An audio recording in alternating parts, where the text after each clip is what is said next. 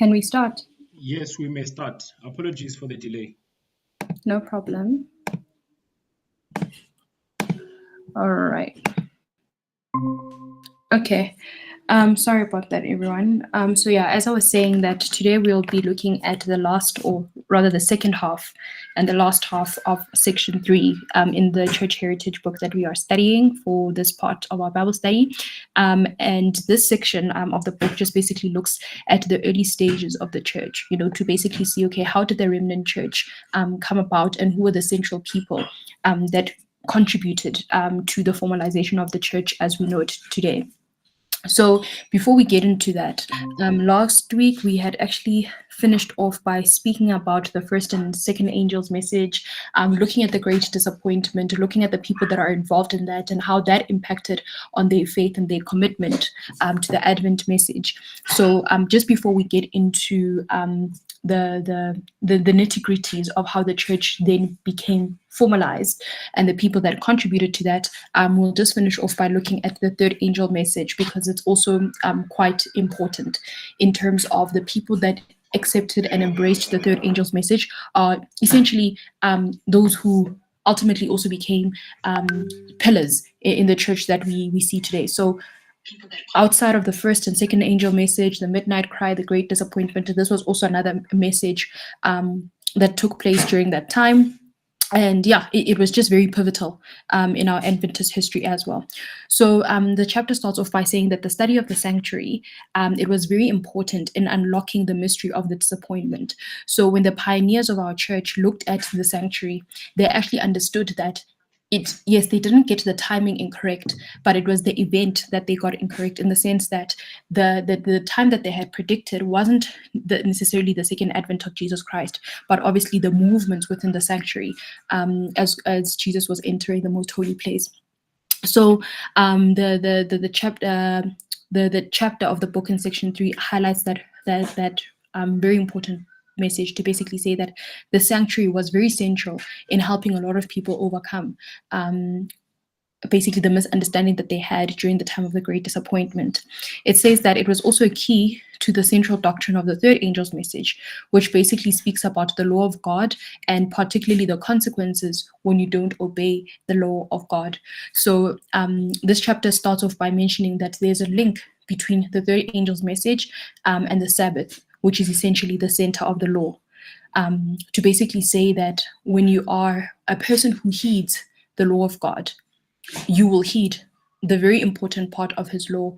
Of course, other parts are important as well, but we'll learn later on that the Sabbath was a big and key differentiator for those who ultimately became Seventh-day Adventists. So during the time of the Midnight Cry in 1844, there was a lady called Mrs. Rachel Oakes, and she was a Seventh-day Baptist at the time. She came to Washington, New Hampshire to visit her daughter, and her daughter was one of the Advent believers, right? So this Mrs. Oakes lady was a very strong believer in the Bible Sabbath, and she had brought with her a supply of tracts.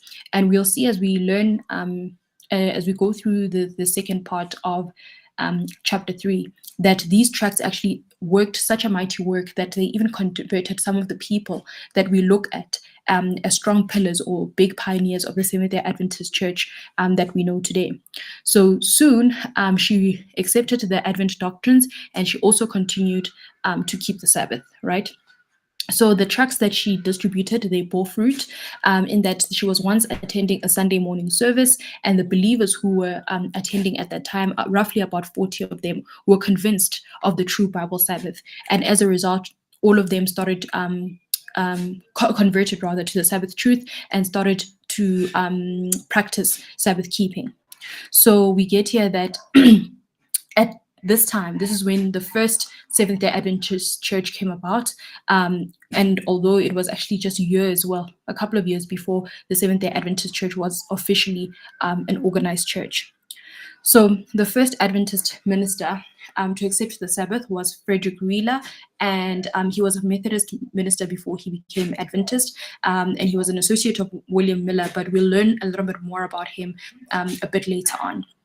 And just also a disclaimer that this part of chapter 3 is a bit dry, but it's very important for some of the juicier parts that we'll cover a little bit later on. So Adventists as a body, they were called to the Sabbath question through an essay by T.M. Preble. So basically we get to the point here that at the time of the Great Disappointment, a lot of people who were identifying as Adventists weren't necessarily Sabbath keepers, right? So just hold on to that point.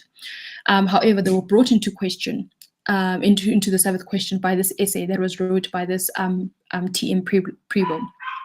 J.B. Cook is also one of the people that contributed to highlighting the message of the Sabbath truth, where he wrote an article that basically stated that there was no scriptural basis for keeping Sunday as the Sabbath day. So a Sabbath movement was now taking place amongst God's people during that time. So Joseph Bates was one of the people who heard about this movement. And he basically decided to visit the people that were embracing this truth so that he could understand what was going on. So he went to New Hampshire, which was, I guess, where a lot of these people were based, and he studied the subject for himself. He saw that the views that they were having were correct, and he accepted the light. And upon him returning home, he met a Mr. Hall, and he actually informed him about the truth that he had now discovered, which is that the Sabbath is the day of the Lord. And Mr. Hall himself then also went home and he studied the matter. And soon after that, he also accepted the Sabbath truth and began to be a Sabbath keeper. So although the Seventh-day Sabbath truth was highlighted again in 1844, what is important for us to remember is that Sabbath keepers have always been there since the commencement of time. I guess one could look at it and basically say that it just became highlighted, or it became really the focus matter post the Great Disappointment. So much in light with this whole thing when we say truth is progressive. In the way that I understand it is that the Sabbath as a law of God has always been there, and even we read from this book that Sabbath keepers have always been there. It just so happened that during this time in 1845, the message of the Sabbath just really got highlighted again, essentially. So that also will explain, later on we'll see, because a lot of people will say, no, but Ellen White herself wasn't even Adventist, and she wasn't even keeping the Sabbath and all of that. When you read it, when you actually get it from this point of view, even way before Ellen White came into the picture, it then makes sense. So even during the dark ages, there were groups that observed the Seventh-day Sabbath. The Seventh-day Baptists, actually, which was such an interesting point for me. This was the group of people that Seventh-day Adventists learned from in basically learning of this truth of the Sabbath truth. So Seventh-day Baptists have always had the truth of the Sabbath, and it is from them that Adventists got to learn about this truth. Now, when we move on to the Sabbath conferences that were taking place, the doctrine of the Seventh-day Sabbath soon became a test for those who wanted to join the Sabbath-keeping Adventists. So prior to this, it wasn't a hard requirement. But as soon as they received this message, it then became a hard requirement or a test to basically say that if you want to join Sabbath-keeping Adventists, you have to accept and start practicing this doctrine. So the reading of a single article was sufficient to convince the likes of Joseph Bates, Hiram Edson, and Frederick Wheeler, which I've also just highlighted that he was like the first minister of the Seventh-day Adventist Church, and even William Farnsworth. So these are mighty men. And I think the significance of speaking about their conversion is to show that the message of the Sabbath and the truth therein is not, it's not something that is so intellectually impossible for us to understand and to come to terms with, because we see that the people that were strong and mighty in the church and were real believers, to say that Jesus is coming and they're going to basically be a part of this church, they were only converted through conversation, with people who already had the truth, or they were converted through a single article, So that's to basically also just say that even when we want to refresh our views or our stance on the matter, it shouldn't really feel that we shouldn't really feel that it's this difficult thing that we need to convince ourselves of. I think if you pick up one of these articles that was written by one of these pioneers, it should make sense. And I think even by the working of the Holy Spirit and allowing it to convert you, it is something that I think you can hold on to. If maybe you may be losing a bit of faith. So James and Ellen White, when they first heard of this message, they were not really impressed. Okay, so they were not impressed at first. That's the critical point there. However, after they got married, they studied a pamphlet. Once again, it wasn't this huge thing that they had to go under. Just by studying a pamphlet which was issued by Bates, they soon accepted the Sabbath message, right? However, these were very difficult days for these leaders, because whilst a lot of people accepted this new understanding and doctrine of the seventh-day Sabbath, there wasn't a sort of like a unity of teaching, because remember, at this time, the church wasn't officially yet established. So in the providence of God, several conferences were held around about this time, and the believers, they dug deeply into the scriptures and compared text with text until they knew the doctrines of the Bible.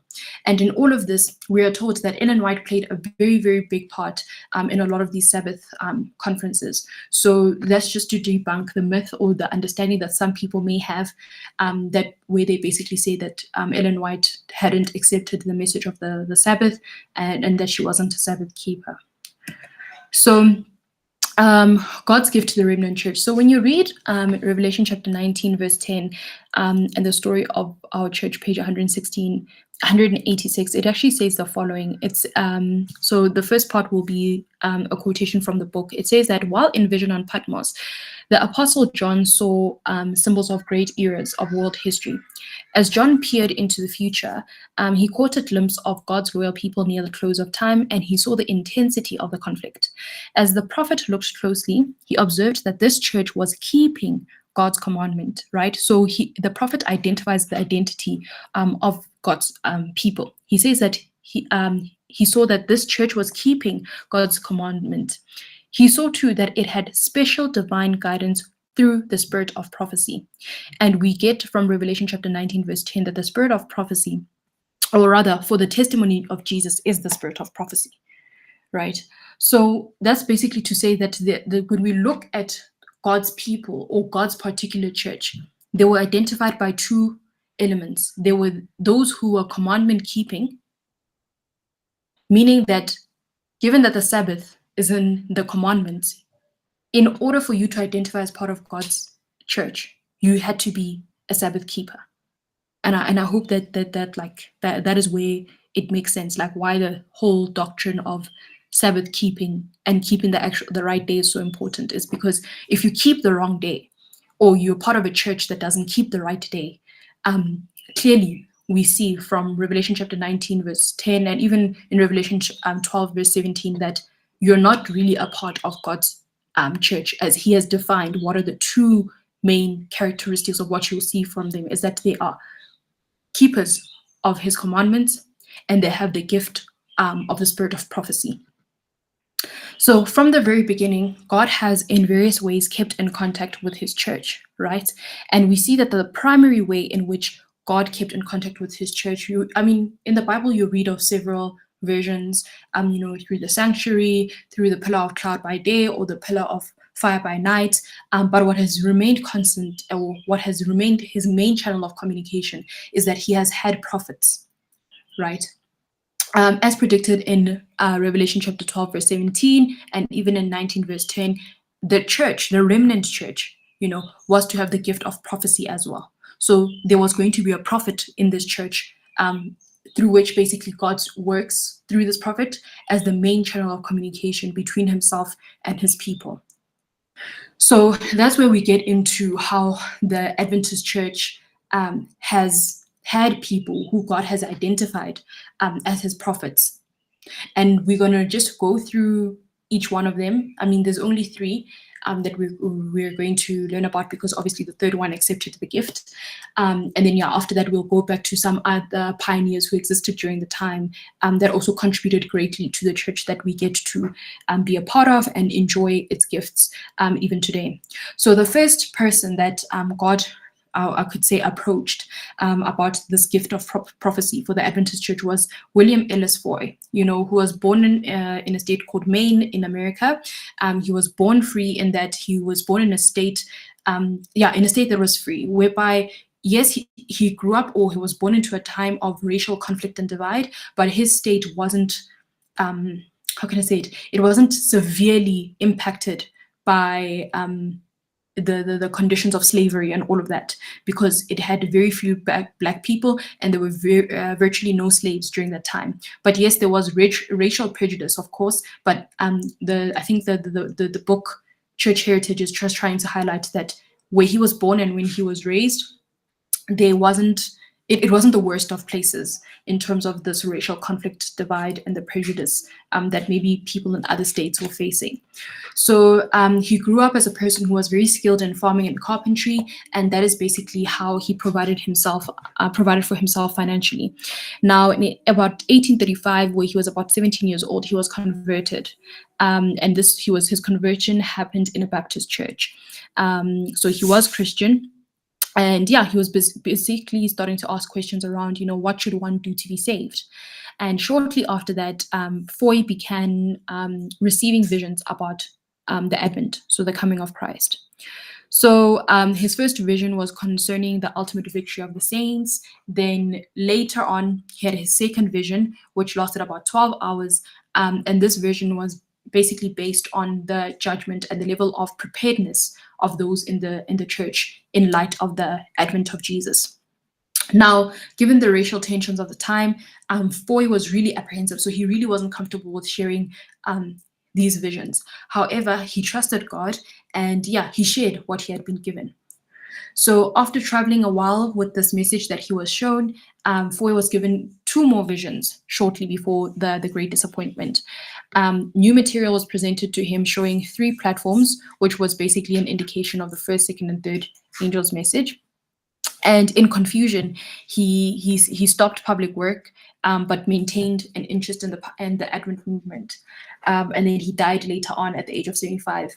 So an interesting question that I had, and maybe I don't know if any of you will have the answer, but a lot of people are of the understanding that Foy rejected the calling to be a prophet, right? But when you read here in the Church Heritage book that we're looking at, there's no real indication or explicit mention of him rejecting the call. But of course, I may have missed something, or I may have some gaps in my knowledge. So I think if anyone knows, to basically say with Foy, was the gift of prophecy then removed from him, or did he die being God's prophet? And if we say that he was no longer God's prophet and that he rejected the call to be a prophet, like, where are we getting that from? So it might exist somewhere. I'm just saying that I just don't have that knowledge right now. So maybe when we have a discussion, someone can share any insights on that. So after Foy, we then move on to Hazen Foss, which was another young man, also from Maine. And he was given a vision a few weeks before the Great Disappointment. And the vision that he had also included those 3 platforms that was shown to Foy as well. So with Foss, he was also warned of the difficulties that would come with being a messenger of the Lord, in that when he related the vision, he wasn't always going to be received well.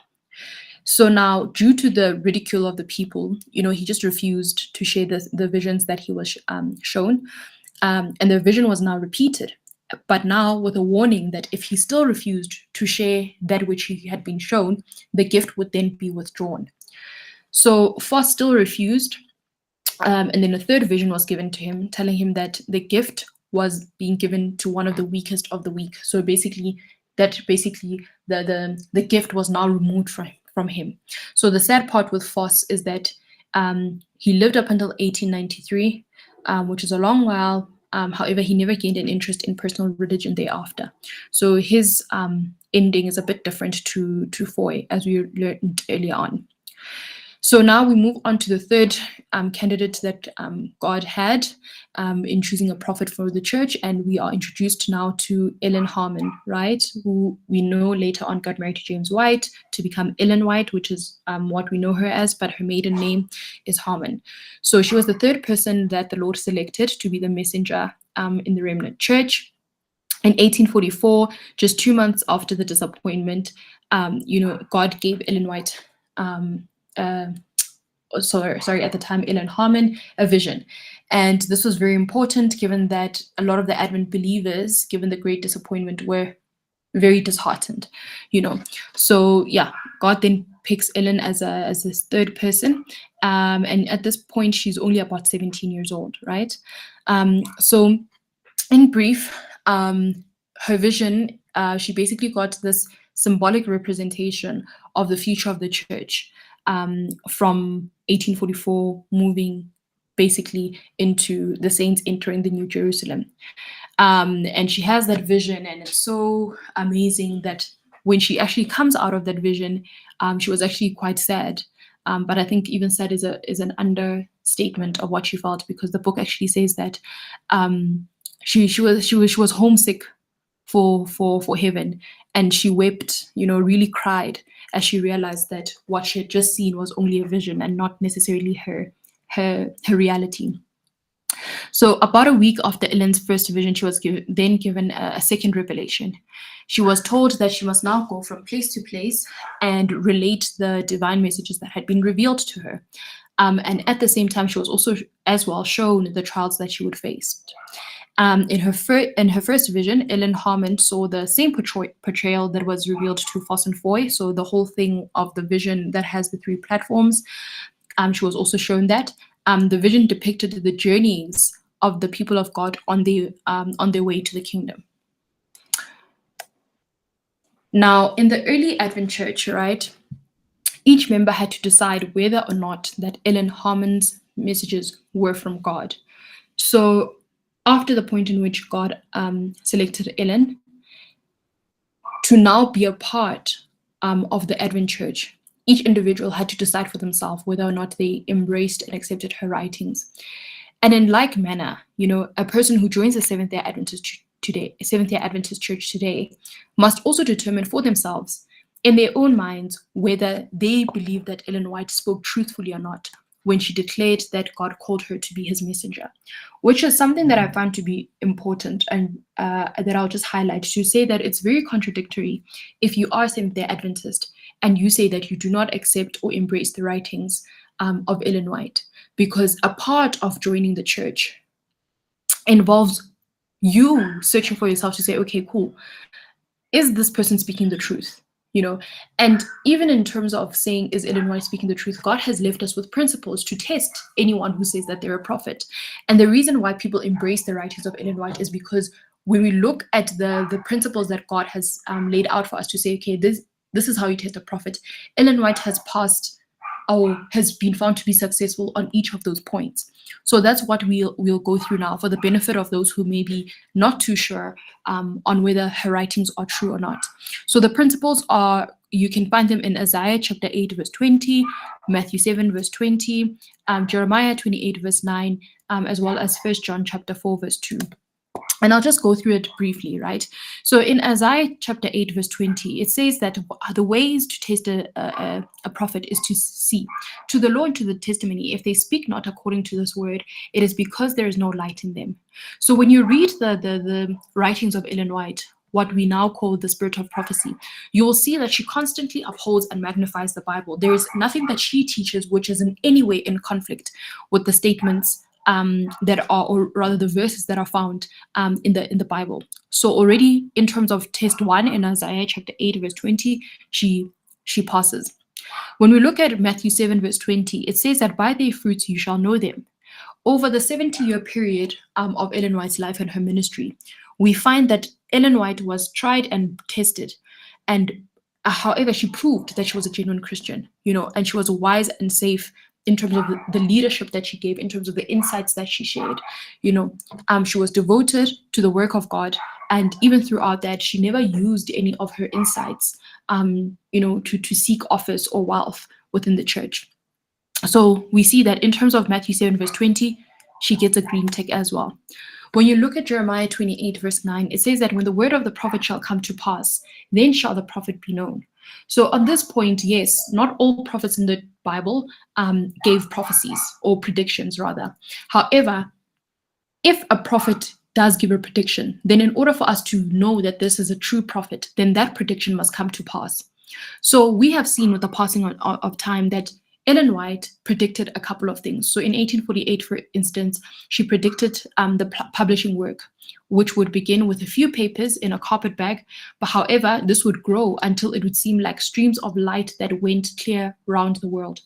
So that is a prophecy she gave in 1848. And what we see today is that the Seventh-day Adventist Church actually operates about 50 publishing houses, the same thing that she had predicted hundreds of years ago. There are many other predictions, and I think the one that is most interesting, at least for us who are living in today's time, is what you get in the first few pages of Testimonies, Volume 9, regarding what basically happened in New York City. Ellen White predicted that, and it happened in the way that she said that it would. So I'm not going to say what that was, just to encourage everyone to do their own personal reading outside of our studies. But basically, there are a lot of things that she's spoken about cancer being a virus, that, you know, the world would become involved in this international war, the loss of ships and navies and millions of lives. It's kind of like everything she said would happen has come to pass. So in terms of Jeremiah 28 verse 9, she gets a green tick as well. Now, in terms of the last principle in which we can apply to test whether we have a true or a false prophet, it comes from 1 John chapter 4 verse 2, which says that every spirit that confesseth that Jesus Christ is come in the flesh is of God. You know, so we get that in the books of the Desire of Ages, Thoughts from the Mount of Blessings, and the Christ Object Lessons, these are clear witnesses, you know, to the fact that Ellen White confessed that Jesus was God. So even in terms of 1 John chapter 4 verse 2, Ellen White passes that as well. So given what God has said, this is how you identify a true prophet. And we find that Ellen White passes all of these principles or these guidelines that God has left us with. There is no biblical basis, you know, for you to then reject her as a prophet and to reject her writings or to deem them as interesting or good books, but nothing that you should be using for your spiritual guidance, if I can put it that way. So now we'll be going on to learning a little bit of about Ellen White, because I think it also adds credibility to who she is for Seventh-day Adventists, or at least for the church.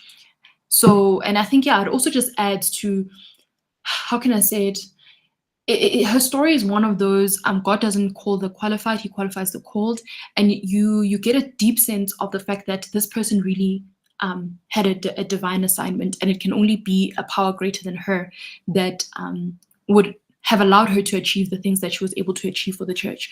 So we're just going to go through some of those points. I think also for the benefit of those who may not have read early writings and maybe just don't know much about this prophet. So she was born in 1827 in Maine as well. So just an interesting point, all the three prophets that God chose came from Maine in the US. She had her twin sister as well. And I love this point. She was a normal child. However, she had a deep sense of the importance of religion.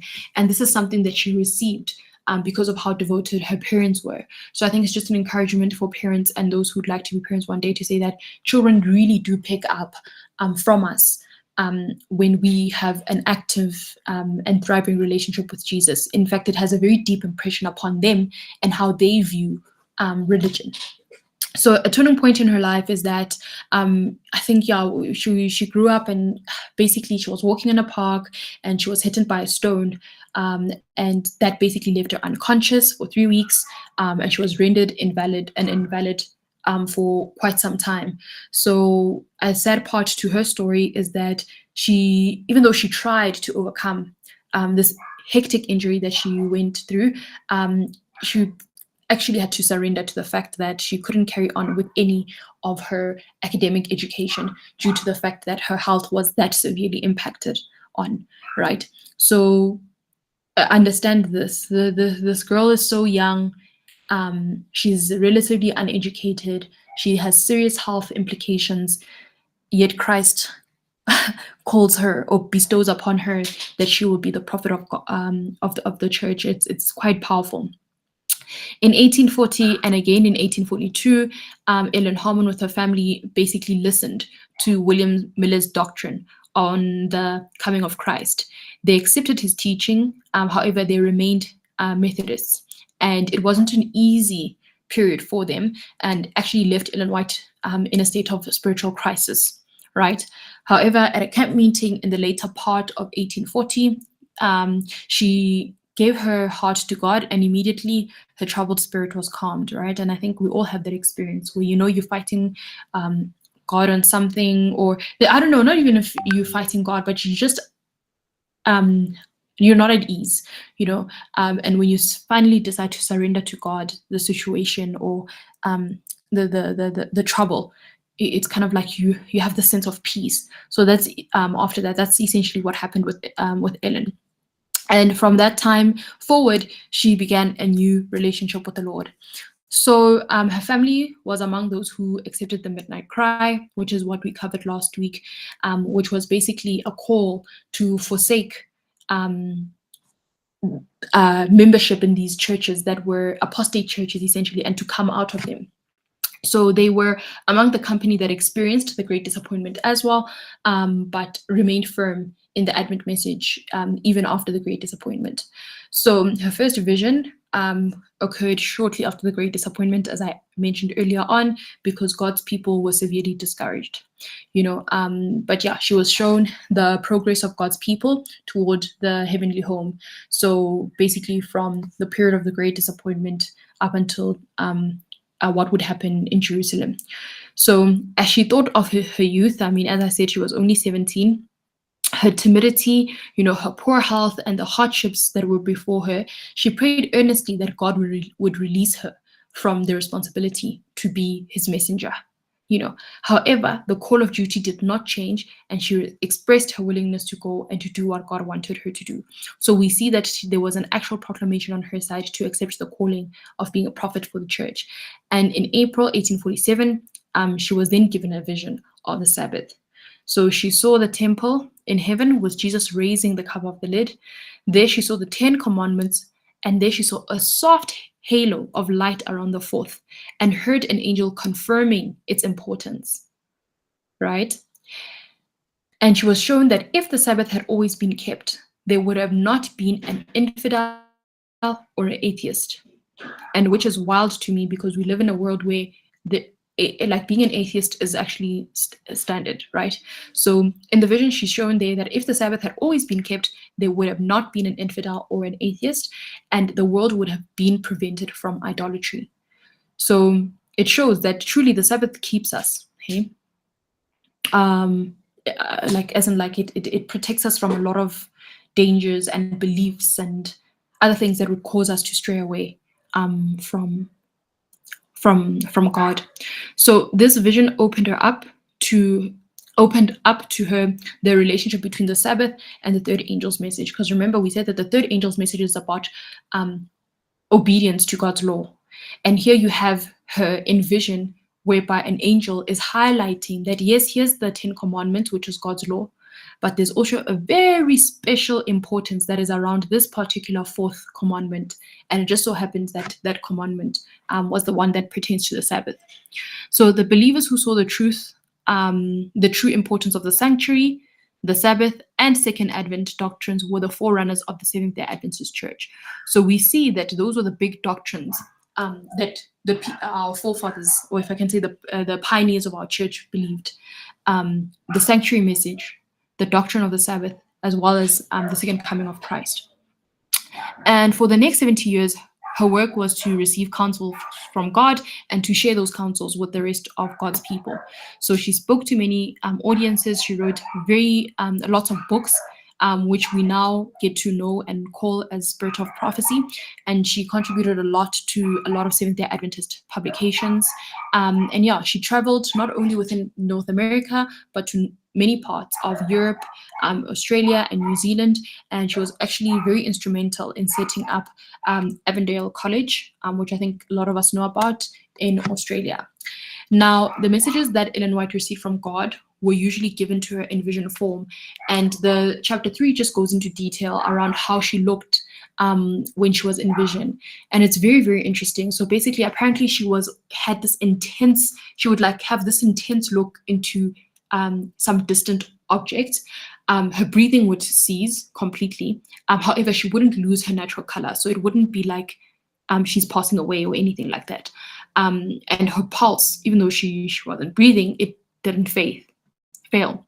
So there were lots of people, well, not lots, but there were a couple of testimonials that were written by eyewitnesses who couldn't fathom like the reality of what they were seeing. They basically attested that the whole procedure was not of this world. It didn't make sense to them, even as medical doctors. You know, one even said, FC Castle said, a lighted candle was held close to her eyes, which were wide open, and not a muscle of the eye moved. Imagine, you know. And another one made a testimony to basically say that she held a large 18-pound Bible. This was when she was still in vision, in her extended left hand for half an hour. So it's kind of like you can just tell that, you know what, there's a spirit that is helping her. Like, it's not her, you know, there's something that is overcoming her when she's in that state of vision. And I won't lie, I was very, very captured. Yeah, it was so interesting for me to learn what she actually looked like when she was in vision. Just some of the final points on Ellen White. 7 years after she received her first vision, she published her first book, which we now get to read in the first section of early writings. And as I've already said, that the spirit of prophecy in the Adventist Church, when we say it today, we're essentially referring to the writings of Ellen White. And here, these are just some of the very important books that I think at some point in each of our spiritual walk journeys, we need to make time to read. So that's Testimonies for the Church, Early Writings, The Great Controversy, Patriarchs and Prophets, Gospel Workers, Steps to Christ, Thoughts from the Mount of Blessing, The Desire of Ages, Christ Object Latings, The Book Education, The Ministry of Healing, The Acts of the Apostles, Counsels to Parents, Teachers, and Students, and Prophets and Kings. So a lot of these books I know may be very familiar to each and every one of us, but I think we also must start making time to make sure that at least at a very basic level, we have read these, like some of her main pieces of writing. So I'm going to go through this section very quickly, so don't worry if it seems like a lot of detail. But before we look at some of the other early pioneers that were there around Ellen White's time, basically Ellen White passed away on 16th of July in 1915. Apparently it was a very quiet and peaceful death, so yeah, nothing major. And she was laid to rest in Battle Creek. So, as I already mentioned, that during Ellen White's time, there were other early pioneers which were spearheading the how can I say it, the movement of the church forward, either in their capacities of like organizing conferences, being editors and writers and authors of publications, organizing conferences. What is it like? There were so many people preaching. Yes, yeah. So there were so many. There were people that were involved in so many aspects of the church, you know, being ministers, that I think all the efforts came together, you know, to really establishing the church as the force that it was. So yes, whilst Ellen White, we know she was the servant that the Lord had chosen to be his mouthpiece. This part of the study just highlights that there were also other early pioneers who worked alongside her, and I guess you could say were her peers during this time. So obviously the first person we'll mention is James White, who was her husband. And yeah, he was also very fervent in the work of the Lord, and he actually served as the president of the GC for 10 years. And I think he was the second president of the GC, if I'm not mistaken. And then we've got Joseph Bates, who was a sailor before. He worked in the sea somewhere, and he was a smoker and a person who drinks alcohol, but he came into the church and got converted. And him being called to preach actually happened at the age of 50. So you see that with God, hey, like, calls the young, calls the old. Like it's not to say that if you didn't get called when you were young, then therefore God has no particular role for you in the church. I guess everyone just has their own journey, but yeah, Joseph Bates is an example of someone who got called later on in their life at the age of 50, and he played a very, very pivotal role in the lives of Ellen White and James White, in that he basically was like a father role whilst they were carrying on this word, this work of establishing the church and spreading the gospel, really. So yeah, he gave them a lot of fatherly advice during the times that they worked together. Then you also have John Andrews, who we know is also like very, very well known in the church, and he was the third president of the GC. He started preaching when he was very young, and he was well known for being a person who is a very good writer and a very good organizer, right? So you see how all these pioneers came together to lend their experiences and their gifts to help establish the church. Then you get John Loughborough. He basically, before ministers were paid a salary, he basically was working like half a week type of thing, and then spent the rest of the week preaching. So that's him, one of the early pioneers of the church. Then you get John Byington, who was the first president of the General Conference, and also was very, how can I say it, like he was first a Methodist minister, but then got converted into Adventism through the Three Angels message. But yeah, also contributed greatly to the church. And then there's Wagner, which we know, and he was the chief editor of the Signs of the Times, and I think we're all also well acquainted with that publication.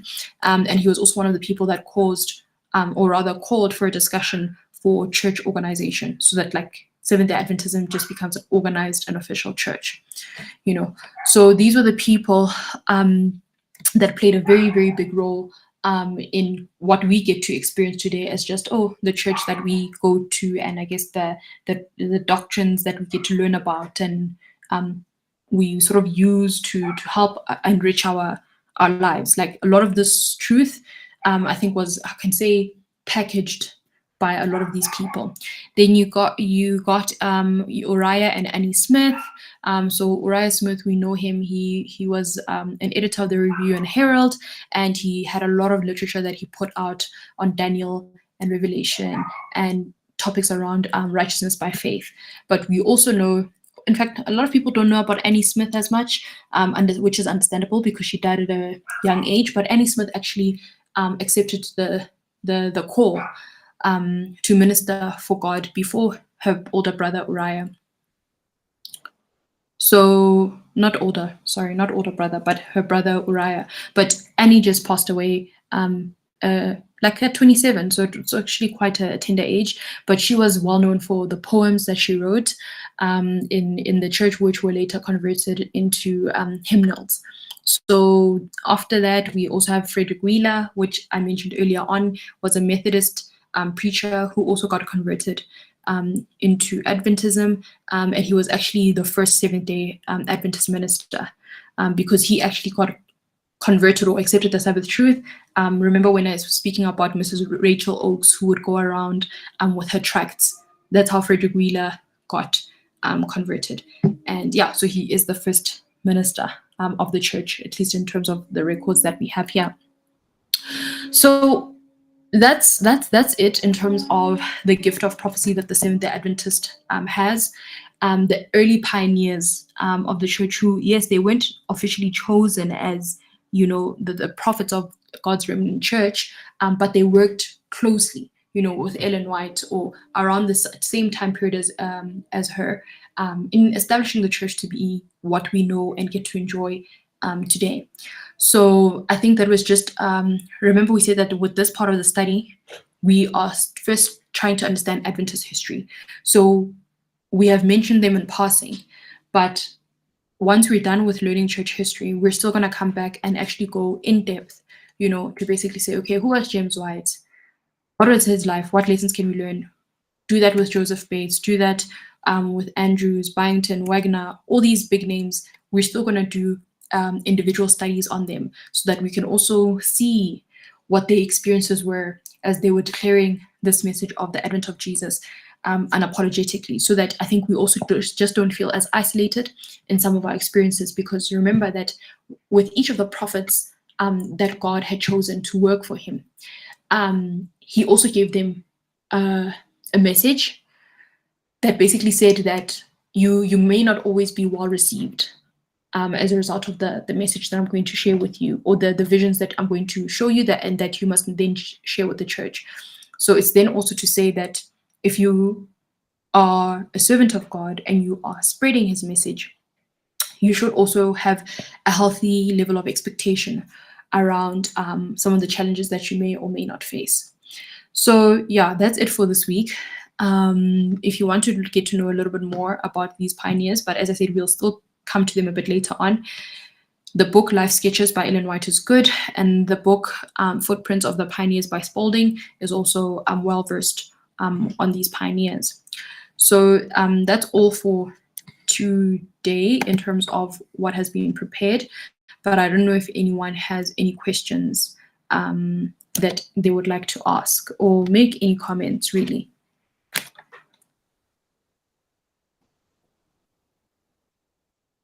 Sure.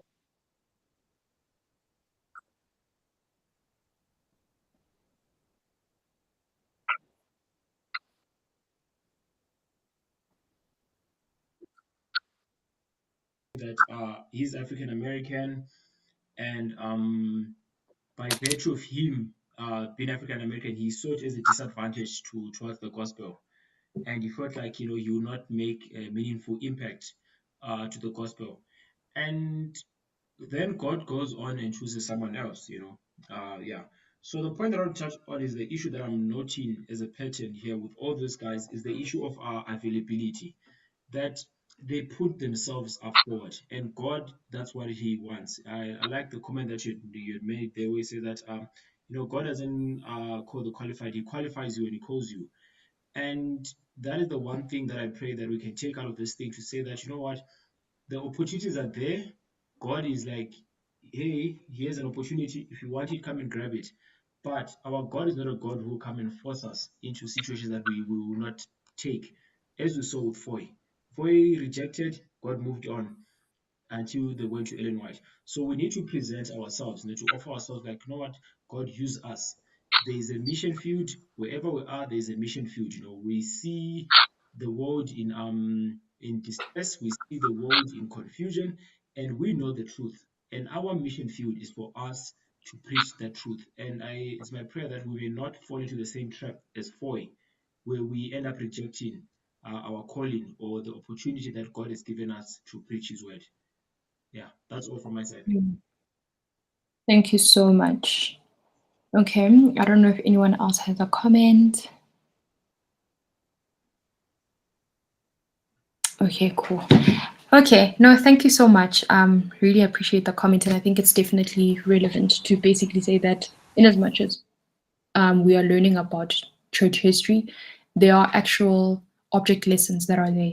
And I think Elder Herman has highlighted well to basically say that let's make ourselves available to be used by God. And we have heard it many a times that, Jesus is a gentleman. He will never force himself and his will upon us.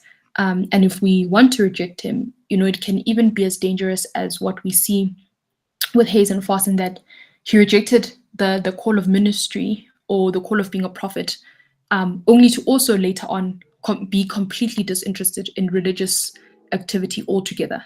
So to such an extent where you may even die an unbeliever. So let us be careful of rejecting being in service, because it actually may be that service that is keeping you in the church, that it is keeping you close to God. It actually may just be for your protection. I think that's what I'm trying to say. But yeah, I think that is all on my side. Thank you so much for joining. We'll meet again